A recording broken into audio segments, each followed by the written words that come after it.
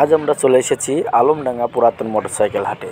আপনারা দেখছেন এই যে বিভিন্ন জায়গা থেকে মোটরসাইকেলগুলো আসা শুরু করেছে।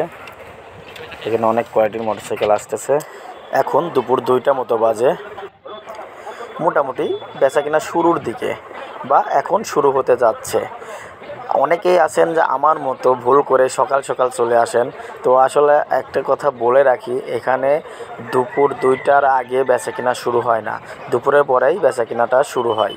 যাই হোক, আপনারা যারা দূর দূরান্ত থেকে এই হাটে আসতে চাচ্ছেন তারা অবশ্যই মাথায় রাখবেন যে এই হাটে বেচাকেনাটা শুরু হয় দুপুর 2টার পরে।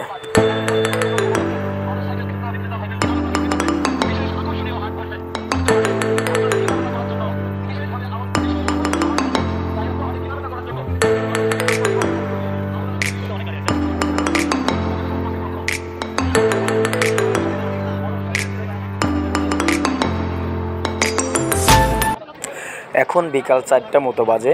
ফুল বেচাকেনা এখন শুরু হয়েছে। আপনারা দেখতে পাচ্ছেন যে চারিদিকে বিক্রেতা এবং ক্রেতার অনেক ভিড়।